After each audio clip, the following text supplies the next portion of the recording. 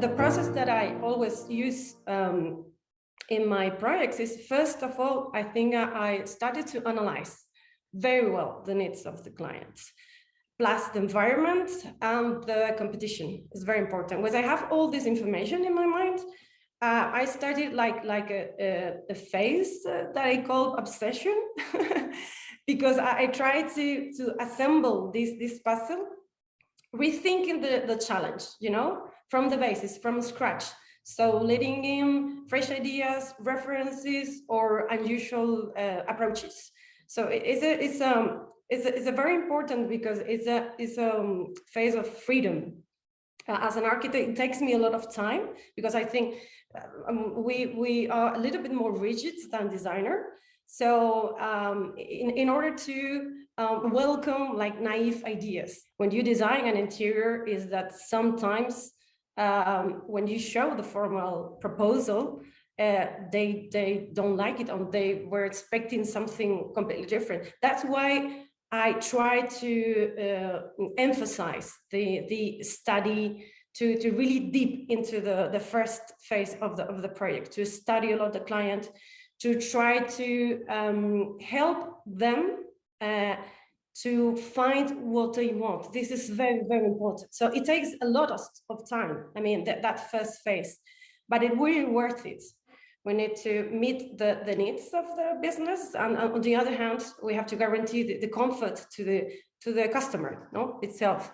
So when we have all the scheme of how we're going to solve it, we always in the studio, we like to introduce what we call the sensory diagram. So that is going to solve it's everything around the customer experience. So we launch questions and we begin the design sense by sense. So start to think, okay, how are we going to live this interior, this place, this hotel? So we start to think about the first adjective, and then we start to, when we have the adjective, when we have the feeling, we add the materiality.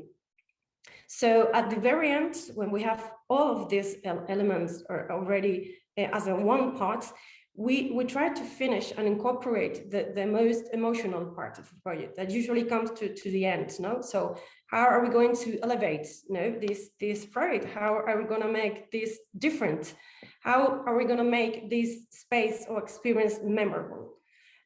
I think that's how we balance, and I would like to say that this is a very it's a fascinating journey. I started a journey 2 years ago to find eco and sustainable solutions, and also local industry in Spain that could develop this material. We work hand by hand with the local industry, and everything, we try to use all the materials that were craft production and also craft application. So we use eco cement for the floors by Cement Design.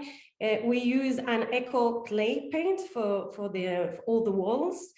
We also create a furniture made with a resin, which was like, I think 60% biodegradable and also sustainable as well, made with natural fibers and also clay. I mean, the base was clay, and was amazing. So it was an incredible revolution for us that allowed me to create the line of furniture.